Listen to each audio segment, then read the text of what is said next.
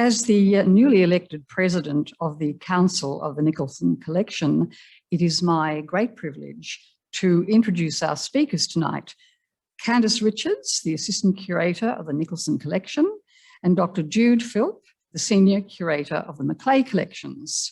Their talk is going to take us behind the exhibition, The Making of Animal Gods, and the curatorial forays they embarked on to create it. Candace? Thank you, Patricia. And firstly, congratulations very much on becoming our new president of the Friends. I think it's going to be quite an enjoyable tenure. Welcome everybody. And before we get started, I'd just like to acknowledge the fact that we're all gathering today on Gadigal land.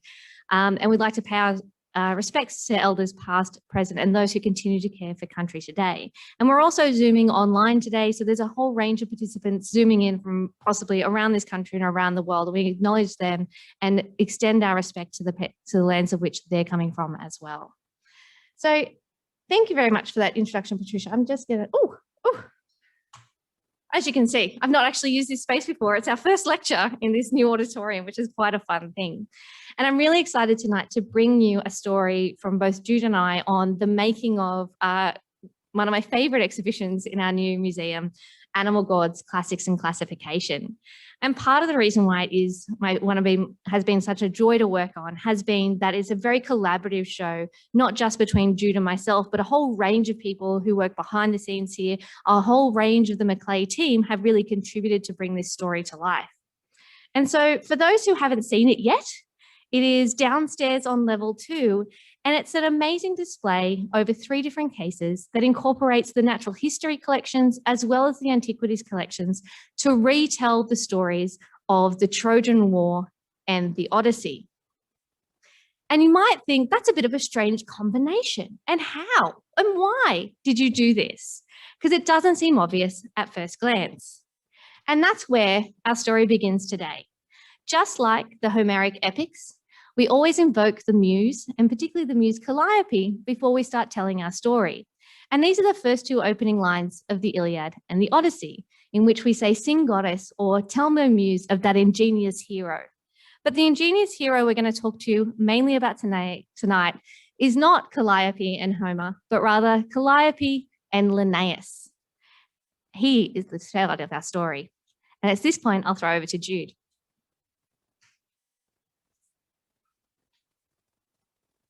So hi, I'm Jude. Thank you very much for having me within the Nicholson lecture series. It's very exciting. And so yes, Animal Gods. This is the 10th edition of Systema Naturae, in which Carl von Linné cemented the regnum animalia, the classification system for all animals on Earth, entirety. As you can see, it's this very familiar thing that you would have all learnt at school, like we all did with the classes, the orders, the genera, the species, but he was the first to really pack this into a system that was useful and practical for everyone to use. And that's part of its ability to then take over and dominate all other classification systems that are existent at the time. And this is one of the drawers of insects in the Macleay collection. So at what point do you think you would run out of names if you were having to classify all of these? Some of them are the same butterfly, some of them look slightly different, some of them are entirely different species, although they might look the same.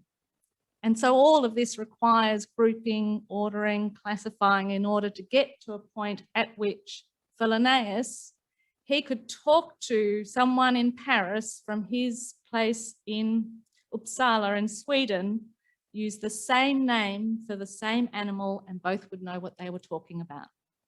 And so from his medical training, he was a doctor originally, he used the language that he had learnt that had come through medical studies, which was Latin and ancient Greek, and he used them in a very fervent way to say, this is what will be successful. If we cannot speak the same language, we cannot know what each other is talking about. And he first did this in the 1720s with the Regnum Plantae, which was his own personal subject.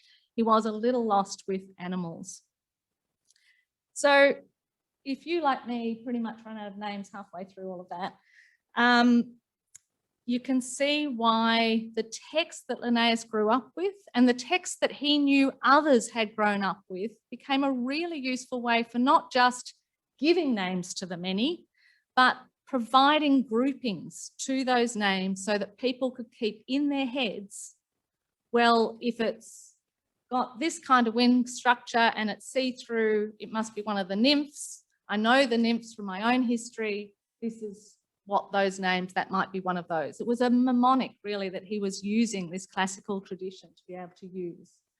These are some of the 30 pages of just the Papilio genus. That's, it's astounding. And these are only those butterflies known in Sweden in 1758. So this is a small number of Papilio butterflies in comparison to what we know today. And you all will know and see familiar names within all of that. There are higher groupings, and they're the ones that I've written out at the top: Danius, Nymphalis, the plebs and the barbarians. And again, using the structure of what everybody knew who was able to read and learn and then use and apply for themselves. And Candace is going to talk more about the sources of Linnaeus's names. For me, I'm going to concentrate on why this became a system and why someone who looks after the Maclay collection should care about the animal gods at all.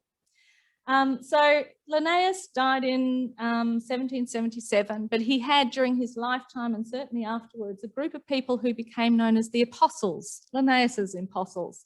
There weren't just 12, there were about 70 of them. But like Daniel Solander, who came out in 1770 to Australia, this meant that Linnaeus's system spread rapidly throughout the world, mainly because the people who went fervently collecting the new animals to classify all brought back their products to Europe. So now you have these truly immeasurably huge collections mounting up in Europe based on every corner of the known world as it grows and grows and grows through the imperial colonialism. It's quite a, I mean, it's fairly astounding. This is in the 1750s and 60s. So Linnaeus needed his followers to fill the gaps because he really was not an animal person. Another man was supposed to do the animals. He was just meant to do the plants. And they'd plotted together when he was the herbarium keeper in Holland. And unfortunately, his friend died. And so he was left with the job and he felt he had to go on. He had to continue and do this. So by the time he got to the backboneless animals, he was really not especially interested. He lumped stuff together under a big term called vermes or worms. That didn't just include worms, it included crabs. Like all of the crabs, they just go, oh, bung them in there. They don't have a backbone, I don't care, they're just going in there. So there was a lot to do following Linnaeus in terms of really getting out the system and making it workable again with so much that had happened. The followers, however, didn't just use his system. This is Titanus. So again, we've got a classical figure providing readers with a visual sense of what they're about to see. It's something big, you know, from his thing, something strong. Giganteus, well, it's bigger than big. And it is, it's about this big. It's downstairs on the first floor if you want to see it, and the illustration next to it, which comes from one of, not so much an apostle of Linnaeus, but one of his followers who became really excited by the prospect of the Linnaean system in terms of his own Christianity. So for Drury, when he looked upon the drawers and drawers of insects in his collection, he was a goldsmith or a metalsmith, he saw the work of God. He saw the way that God had perfectly made and ordered the world in it. And so this was for him a really Christian enterprise that he was excited to be part of. So he paid an enormous amount of money for a man called Westwood to make huge plates, lithographic plates of the insects in his cabinet and some of the other cabinets in London that he knew of that had the most important animals. This is, if you like, the next step up from Linnaeus, where you start to get illustrations along with the descriptions to really refine down what it is that you're looking at. And as you can see from the animal that animal in the Macleay collection is that animal in Drury's work. They are really exact illustrations. They are very careful to make sure that every detail and gap is there. And apart from things like the tail getting a bit loose over time, I would too if I was collected in the 1790s. It is in amazing condition. So people like Drury, and there are quite a few of them spread around the world, really put a lot of wealth into collecting and expanding Linnaean knowledge. This particular animal cost Macleay around a full month's salary for a labourer. That's a labourer and his house and his children and everything else. Drury didn't pay quite that much for it. He got it as booty in the pirate system because the collector, Manuel, had fled Cayenne, the French, in French Guiana, had wanted to go back to Paris, found himself in the middle of the Napoleonic Wars, found his ship taken, dumped in Plymouth, all the goods were sold. He was then shunted up to some wealthy people in Britain who were protecting him because he was actually a royalist, even though he'd been captured in this way through the Napoleonic Wars. And part of the booty was animals like this. They were real wealth objects. So that's how it became here. Another way that Drury found insects was to pay collectors who were going out there anyway, going out somewhere, anywhere. Smithson, for instance, was a person who was working in Sierra Leone on the slave trade. So in his part-time from looking after a compound of slaves, African slaves ready for the Caribbean and British markets, he was also collecting insects and sending them back to Drury on ships, which were also carrying those slaves back to the same locations. So for me, that's part of the amazing thing about this collection that we house, is it houses itself these incredibly histories of our world and everything that has happened in it. Back to animal gods. So this system is bubbling along, people are following a certain system, but many of them, particularly his apostles and people who realised the system, people like Fabricius, recognised that there was a lot wrong with it, with dumping it so much into Vermes particularly. And so they started to work on how to make it better, how to change all of this classification system in order to keep the order of it and allow it to expand as new animals came to light. So this is a very beautiful animal, Papilio antimachus, too big even for a plate. Westwood had to go over the edges of the plate in order to get all of its wings in. But you can see how many times he's been revised, as they say in natural history, to fit him into the proper system. So when Rob Blackburn and Candace got talking together and thinking, oh, there's all these amazing names from the classics in the collection, and Rob would say to Candace, and Candace said, oh, we should do next. And they came back with this idea, we'll just do the epics through the insects, it'd be fantastic. Rob then went for a sea change that he hasn't returned from, and he left us with the synonyms. So Tony Gill, who's the natural history curator, was in charge of the synonym problem, which is real detective work, just trying to find what the names in our collection, whether they go back to that one that we need, Antimachus for Candace to fit with the Antimachus part of the story, or whether they are actually not the right animal at all and we need to go and find another one. So 3 of us worked on this problem as the epic went along. But you can get a sense of the problem. No, I'll stay here. So for us, it was a simple story. Linnaeus used these ideas to name the animals. here's the story, here's the animals. It was quite tricky to then bring that together. And Candace will take up a bit of that story in the next part of this, and I'm going to return back to Linnaeus just to give you the sub-story of what happened. So as we were going along and recognising that we needed to tell the audience of this exhibition something of the complexity. Why was this animal that says that it's calliope not actually called calliope in the label, for instance? We've got to get a system that allows us to trace that history. So Candace will go back to that. For us, though, getting back to why this story was really important to us, it isn't just because the animals that we look after have the same names as these species, but because there is a very strong link between Carl Linnaeus and Alexander Macleay, who founded the insect collection particularly. And the person in the middle, John Smith, is a man that Joseph Banks convinced to spend part of his vast fortune, ironically in slaves, made from slaves, to be able to acquire the Linnaean collection from Uppsala from Carl Linnaeus's son, Carl Jr.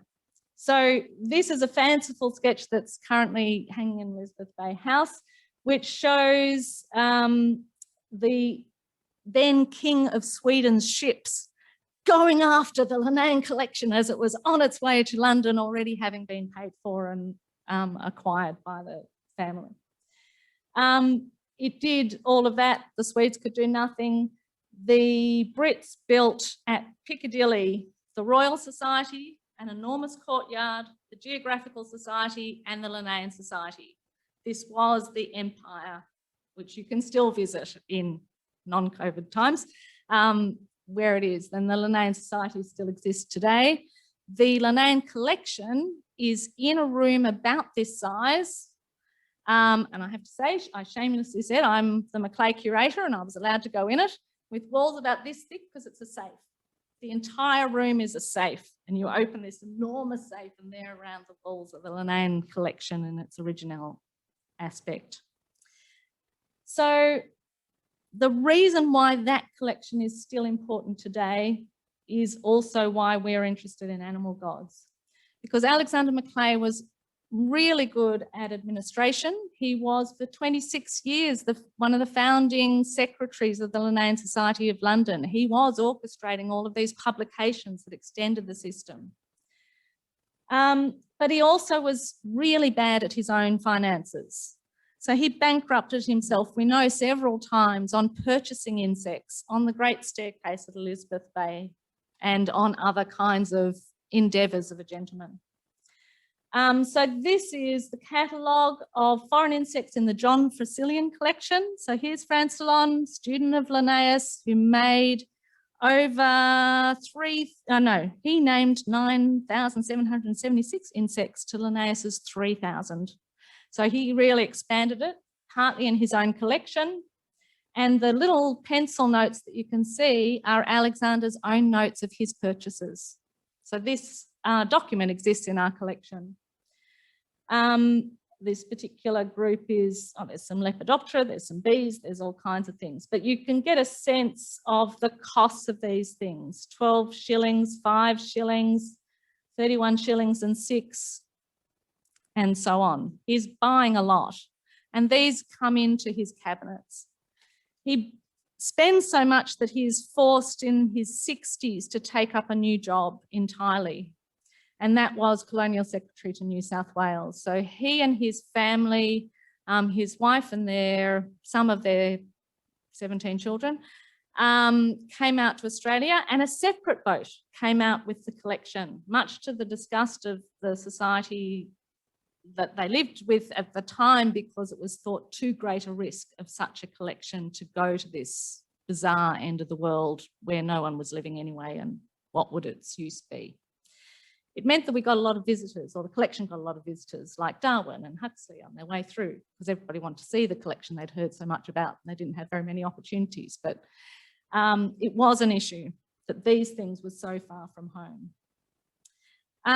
But one of the things that Fabricius, like William Sharp Maclay became inspired by these collections to do these tightening up of the classificatory system. For a brief time, just before Darwin goes on the Beagle, he consults this system as well. This is the quinarian system that William Sharp Maclay wrote his thesis on, that suggests that the groups of 5, all animals fit into groups of 5, and this was the true order that God had created the whole world in. And I guess we're sort of a 5-limbed thing. So it's that kind of fairly simple but complex idea, so complex that it takes about a week to remember, oh yeah, that's the quinarian system. Regardless, these various systems prospered. So because Alexander spent so much money on these collections, because he purchased these very old collections, today we have them in the collection still. We have these type specimens. They're the first specimen known to have a published description of it. And so I'll just give you a little technical detail here. It was only in the 1840s, 50s that American natural history and British natural history people got together and said, we have to sort out the problem of the natural history zoological code. So one of the things that they worked on was the problem of a type.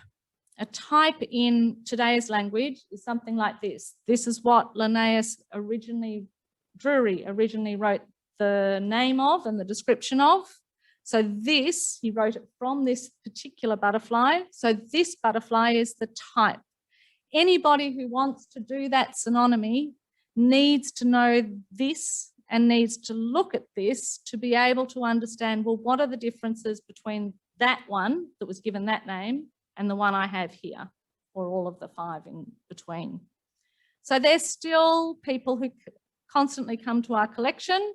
Taxonomists are very patient people. This kind of work takes decades, who come to look at these reference specimens.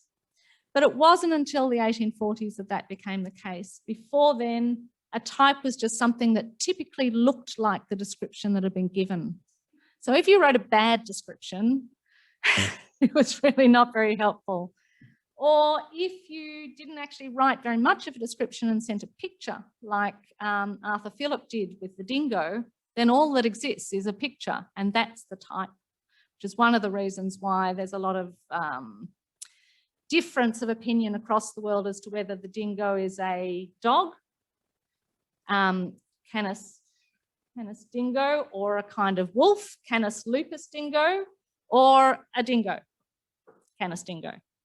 And those things are obviously broad classificatory issues, but it means that there's a lot of people still talking today about, are dingoes anything but a dog? So that gives you an indication of the international importance of the collection that we look after.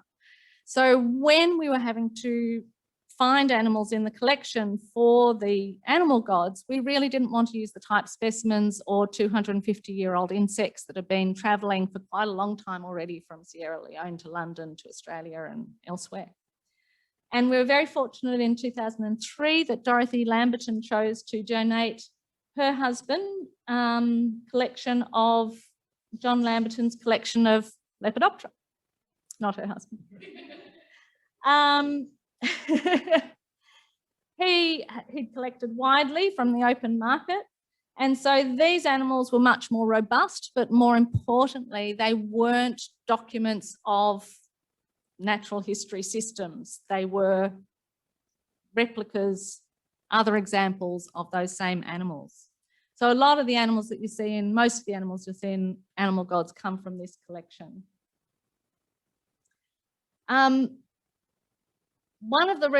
There are occasional older Maclay animals in Animal Gods, and part of the reason they're still in really good condition is because of the money that went into early entomology collections. So this is a Chippendale cabinet, one of the several that Alexander brought out here. As you can see, lots and lots of drawers. All the drawers are very full. Each of the drawers has a reservoir into which would either have been poured camphor or, and once it was able to be synthesized, naphthalene. That material doesn't stop things from eating the insects, because that's ironically their greatest pest is other insects. But it does deter them. It doesn't smell nice. It's not an attractive place to go. So it's sort of this barrier. But that's not the only barrier. That's just one. So first of all, you've got a certain kind of timber that's not going to swell, that's not going to take moisture, that's not going to encourage damp. Then you've got a reservoir for the naphthalene or the camphor. Then you've got a glass lid that goes perfectly on top of that and fits immaculately. Then that drawer goes into a cabinet. That cabinet itself has drawers and doors, so that the seals just keep on building up as you go further and further into the cabinet. And this is why they survived. They were predominantly locked away. Single drawers might be taken out and worked on, but for the main part, they existed within this very closed environment where the temperature was fairly constant, the movement was minimized, and the smell from there was not attractive to any other insect. Hand over to Candace. This is how we keep them now. Not as exciting. Thank you, Jude. And I must say that Jude's interpretation of Rob and I's excitement is on point. We were incredibly excited when we started talking about this idea for an animal gods exhibition, when we started to untangle exactly how many specimens in the collection drew upon the classics. And so originally I had wanted to call this show Butterflies of the Trojan War, and it got bigger and bigger and bigger than just this simple principle. And I suppose like one of the questions that we get asked the most is, how do we know what Linnaeus was using to be able to name these butterflies? As many of you know already, the epic of the Iliad and the Odyssey are many hundreds and hundreds of pages long. The modern translations are large tomes and they're hard to get through if you're not a lover of those stories. And so he was never going to be able to use a text like that to really understand or be able to grab those names doing the work that Jude just described. But rather, especially in the later periods of the Greek world, and especially throughout the Roman world, understanding the mythology of the ancient Greek past was incredibly important during the Roman era. And so you had a series of mythographers start to work to kind of pull together all the myths into one conveniently digestible place. And a mythographer's work is very similar to what Jude was describing about Linnaeus. It is really to try and classify the gods, work out their genealogy, who relates to who sired who, and there's quite a lot of that business, and how everybody connects. And it didn't just happen to necessarily apply to gods, but also all the heroes, all the legends, all the myths, the constellations. And one of the most key kind of figures working in this area, or one of the kind of lesser known figures, but definitely an interesting mythographer, his name was Hyginus. And Hyginus wrote several different works, of which only 2 survive really to today. No one's exactly sure who Hyginus was, though. The problem is the way that these kind of stories, whether they're, say, the Iliad, or if they are the mythographers, come down to us today is in sections and pieces. They get dispersed and copied and copied and copied over and over and over again. So who the original author of an individual text is sometimes hard to determine. And this is particularly the case for Hyginus. But 2 kind of volumes that have been attributed to this writer, and he probably lived in the 1st century AD, is one work which really concentrated on the mythographers, which in the modern name for it is Fabulae. And the other work is an Astromicon, in which he kind of connects all the genealogy of the star systems. And he did this at a time when the name Hyginus was incredibly popular. In fact, there's even a pope that's born in the 2nd century called Saint Hyginus, who conflicts and confuses the matter even more, because it looks like Hyginus lives for 200 years and he wrote all of this work, but really there's many, many authors. So it's been a problem for mythographers and classicists to kind of work out exactly what text he used. But by the time Linnaeus was working, The idea of Hyginus's fabulae has been first kind of reprinted in the modern era in the 1500s, and several different versions of it had been produced. And somebody like Linnaeus, as a good scholar, would have access to this kind of text. And when I say a mythographer just catalogues something, this is what I mean. It is a whole book that has very little prose and is just lists and lists and lists of names. And if you are trying to name the natural world, you don't go for the flowery prose, you go for this. And this is from section 97 of Hyginus's Fabulae, which deals with the Trojan War, simply a list of those who went to attack Troy and the number of their ships. And according to him, the total number of ships was 245. And it's from this kind of thing that Linnaeus was working to name the butterflies. But how do you incorporate this into a museum? If I just put a bunch of lists on a wall, that would be rather dull. And so part of what we had to do really to get this show to really function is to work very closely with Jude, Tony, and Matt to try and work out who we had represented in the collection, who were the best specimens to use, and who were going to be able to tell the story we wanted to tell. And from that, we then took a list like the challengers, who basically fights who in the Trojan War, which is one of the sections of Hyginus's Fabulae, and matched that to the butterfly specimens. And in fact, we didn't even use the full list that you can describe here, but we picked out key stories. And so instead of saying, as you can see in front of you, that Achilles the same, we selected one Achilles butterfly who then goes on to fight Memnon and Agenor, who are the top three that you can see. He also fights Aeneas, who we didn't have a version of in the collection, but also he flees the scene and goes off and has the Aeneid kind of epic on his own. So he's blank because he's already fled the scene.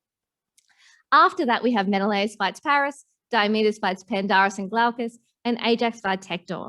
And you can see that on the display, one of the kind of main kind of challenges that the designers kept throwing up to me was, well, who's a Greek and who's a Trojan? And so the solution that we came up with was that all the Greeks through the exhibition fly off to the right and all of the Trojans fly off to the left. And so it's been really fun kind of working on these ways to reinterpret the classics in a really interesting way. And as you can see from the kind of clip of the exhibition that I've shown you here, you only have the name of the character, not the name of the butterfly. So the back wall behind the exhibition includes all that classical kind of characters, but the label rail includes all of its full scientific detail. So you can really dive deep into what Jude has just been talking about and understand exactly what the scientific name for these people are, or people. I call them people already, they're animals. And so the face that launched 245 ships in our account is, of course, Helen. And this beautiful specimen of Helen was actually kind of the catalyst and starter piece for this whole exhibition. And part of that is because I went to a lecture by Natalie Haynes, who's recently been doing a lot of work rewriting the classics and reinterpreting the classics from a feminist perspective, because some of the translations over the last several hundred years maybe have cast aspersions on a lot of the women in these stories, rightly, and sometimes very, very, very wrongly. And so we decided to call this section Helen's Husbands, because it really is the story at the heart of the Trojan War is all about relationships. And the relationship particularly of a Greek concept called xenia. And xenia is this kind of hospitality bond. It's basically, especially in a pre kind of currency age, how you know what you're owed when you're in someone else's homeland. Because the Greek city-states are made up of a whole range of different groups of people and cultures. And the way that you moved through space was to really focus on how you are related to that person and the hospitality that was owed for you. And when Paris seduces, steals, takes against her will Helen back to Troy, which begets the Trojan War, he breaks that bond of xenia. And it's because of that broken bond of xenia that Menelaus here then has to go and talk to Agamemnon in the top corner here. And it gets a chain reaction of who owes what to whom. And that is how you get 245 ships launching themselves across the Aegean to the unsuspecting Priam, who now has to defend his son and his son's actions. And it's these relationships that are the first kind of section of the exhibition, that we paired the butterflies together quite specifically to emphasize this, because that's what these kind of ancient stories are always about. It's all about that human bond. And one of the very kind of particular relationships that's incredibly important to the Trojan War is the relationship between Achilles and Patroclus. Now, there's been a lot of kind of conversations. There are tomes of scholars writing about Achilles and Patroclus and the exact nature of their relationship. And the nature of their relationship is often comes down to something called pederasty, which is a homosexual love between two men.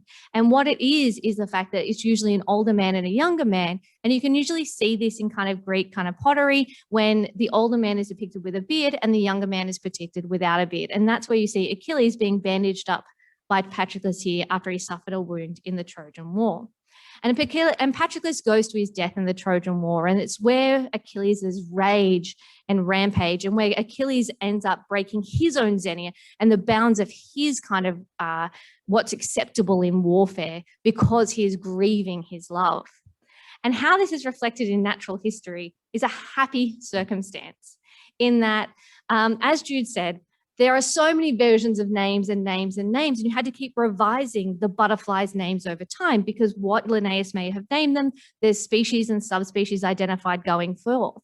And what he thought was a different butterfly, there was an Achilles butterfly and one named after a Patroclus. In a subsidiary kind of reflection, it's the work of C.N.R. Felder in the 1860s, who actually determines that this is actually a subspecies, and they call it the Morpho Achilles Patroclus. So the two are forever bonded together in their butterfly form. And so how do we then take this kind of story, these relationships and these butterflies, and then integrate those with the Antiquities collection? I'm sure you're all familiar with the Antiquities collection, and we have tried to tell parts of the Trojan War before based on our Antiquities. But by using the classical kind of specimens, we really could open up which stories of the Trojan War we could tell in the museum. And it's an exciting opportunity for us to kind of spread our wings in different ways. I did not mean that pun, just did it then. That was great.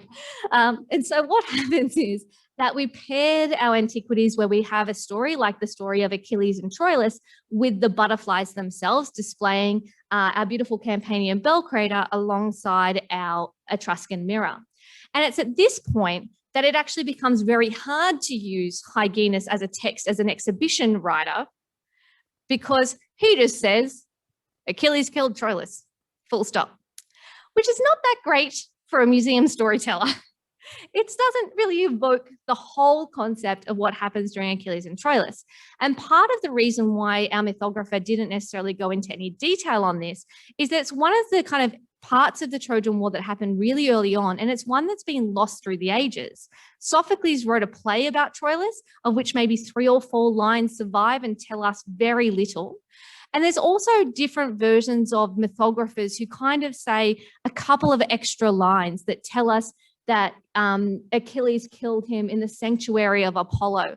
But again, not much other detail. And it's only through compiling a series of the mythographers' versions together and in understanding how this part of the myth is represented in classical art, either in beautiful South Italian vessels like we have, but also in the Etruscan tombs. There's a whole range of different Achilles and Troilus scenes represented. The Etruscans really loved the Troilus kind of cycle, and because they had a different language entirely, they had Etruscan, not Greek. We don't really have any of their versions of this myth come down to us. It's really in pictorial evidence that we can kind of piece this story back together again. And most of the evidence from images, at least, do kind of confirm the fact that the myth is that Achilles killed him at the sanctuary of Apollo. It's where this kind of fountain house is kind of being displayed over and over and over again. And we see often that Troilus, especially from the Etruscan and South Italian perspective, is definitely the innocent in this circumstance. And Achilles, who's creeping behind the fountain with his dagger out, is the malicious act. And that's because he grabs him and kills him in the sanctuary of Apollo. Again, a big no-no in Greek society. And it's actually this act that leads to his death in the Trojan War at the hands of the god Apollo, because he really, really angered Apollo. If you kill someone in your sanctuary, it's supposed to be a sanctuary. And so what happens is Apollo, in the guise of Paris, actually makes sure that a poisoned arrow is shot and hits Achilles in his only weakness, his heel. And it's from that Achilles died.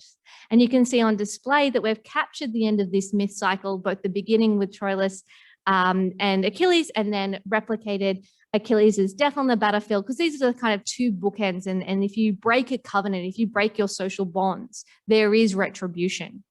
And that's a really key part of the Trojan War.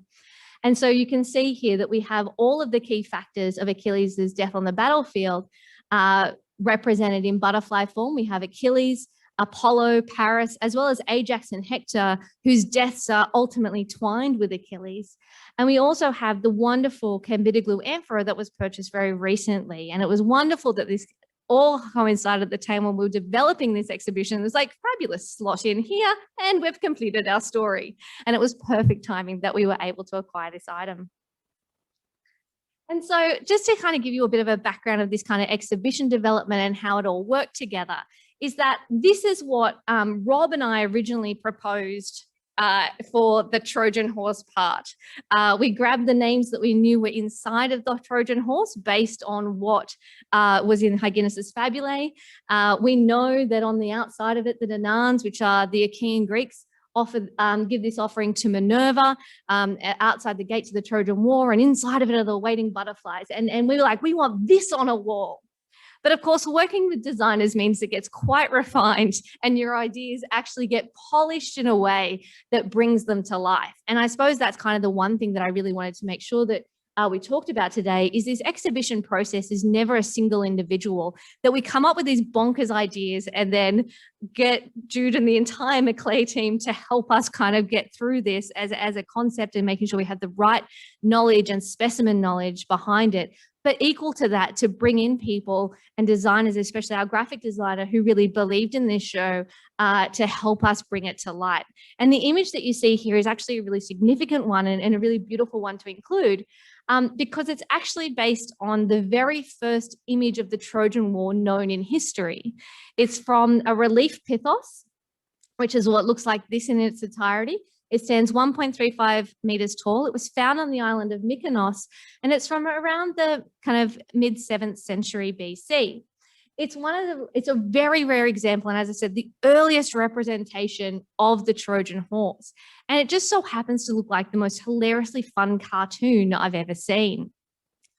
And this vase, while it's very well known and very famous in archaeological circles, I couldn't find a drawing of it, because I couldn't just hand Maria, our graphic designer, a pot image and say, turn this into a graphic.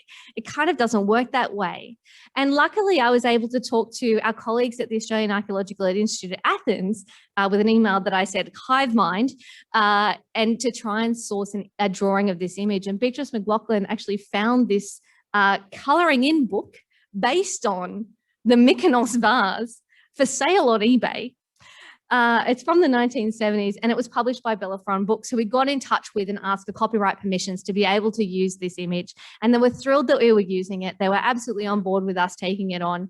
We credit them in the exhibition, of course. And it's from that image. You can see, if you look closely, we've taken out the center figure just because it wouldn't kind of fit nicely with all the butterflies around it, and turned it into a beautiful graphic on display.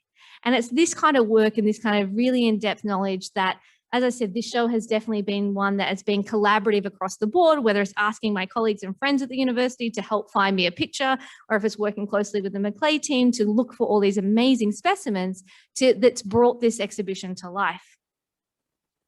And the conclusion of our show is actually the very final segment of the exhibition, and it's called Ulysses' Wanderings and the Monsters of Nature. And now the source text, this is a slightly different kind of interpretation. The butterflies of the Trojan War are butterflies, and that's because Linnaeus was using Hyginus's text about the Trojan War to grab those names. But the Ulysses text is very different. The Ulysses stories in Hyginus's Fabulae is just his kind of back and forth where he goes and what's going on. And so it's very difficult to use that text to be able to reinterpret in this way. And also, he didn't use this idea of Ulysses and the Odyssey for a source material for the naming of species, but rather all of the species and monsters that Ulysses encounters are also parts of a whole range of different areas of Greek mythology. And so what you find in this case is not just butterflies, although there's quite a few of them, but also crabs, beetles, and the beautiful Circe, who is this amazing kind of Venus clamshell in its little original pillbox on display. And so you can see exactly how far and wide throughout the natural world that these names have spread. So as I said, this is what the kind of text looks like. This is the entire 10-year Odyssey as represented by Hyginus. It is a very bland, very short, sharp text. It is quite dull, but it does give you the names that you need to know what it is. And when we're writing this exhibition, it happened to coincide with a brand new translation of the Odyssey, translated by Emily Wilson. She's the first woman to ever translate the Odyssey and publish it. Other women have translated parts of the Odyssey prior to Emily's work. And what was really interesting about the Odyssey and Emily's, the ways in which she translated it, and you might ask, well, why does gender matter when it comes to translation? Surely a word is a word. And that's not necessarily true. There are lots and lots and lots of ways to interpret ancient Greek. And there's lots of ways to kind of use language in demeaning ways, especially for women. You can call every woman a prostitute, and that kind of made it through some texts. Whereas she has a much more nuanced version and much more conscientious version about representing women and men in different terms and with a slightly different kind of style of language. And it's a really interesting read, and there's lots been published about her work and how successful it is, and also what's really kind of curious about her translation and the motivations for it. And so in putting together our exhibition, we relied a lot on Emily's work as well as previous translations, especially by Robert Fagel, as well as the translations of the straight out text to be able to retell the story. And the last ones I want to introduce you to are my two favorite specimens in the entire show. And this is Scylla and Charybdis. And these are the two monsters that Ulysses faces and when he loses the rest of his ship. He'd already lost many, many, many men. This is like a fair way into his 10-year travel home from the Trojan War back to his wife in Ithaca. And what happens is that if you sail too close to the rocks, then Scylla, who is a monstrous woman who has many legs and many heads, and sometimes they're referred to as dog heads on her legs, and sometimes she's a sea creature, and she'll eat all the men if you come too close to her. But you can't, if you come close to her, the other side of that is a whirlpool known as the Charybdis, who will take and sink your ship and spew you back out dead. And so it is where we kind of get that phrase between a rock and a hard place. It's between Scylla and Charybdis. And it is such an important part. But I love the idea that two beautiful crabs have been named after these monsters and these sea creatures, and the ways in which the identities from the classical world has infiltrated, in some cases, into the natural history specimens that you see today. And so what's next? We're already planning for Enel Gods Part 2, and this will be a representation of Hercules' labors.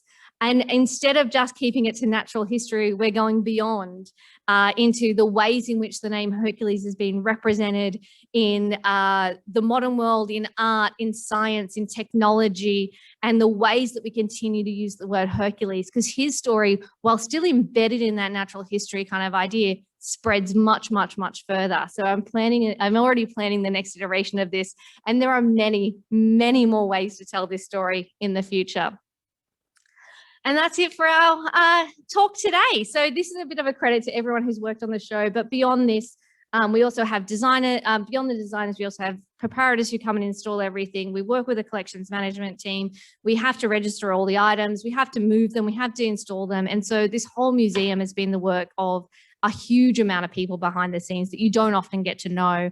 But when we're doing these kind of exhibition talks, I think it's incredibly important that we acknowledge how many people actually have to do this to make a crazy idea come to life. And so thank you.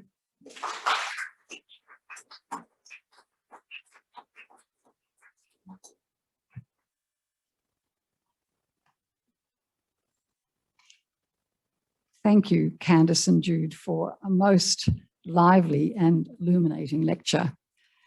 It did occur to me that another mythical Greek hero sprang to mind. That's Bellerophon, who, riding on his winged horse Pegasus, slew the fire-breathing Chimera. it seems that someone named a gastropod, that is to say a snail, after him. And he can be found quite regularly amongst fossil collections today. This lecture will no doubt have members returning to various narratives from antiquity to find their own links between the mythological world and the natural world. So thank you again, Candace and Jude, very much.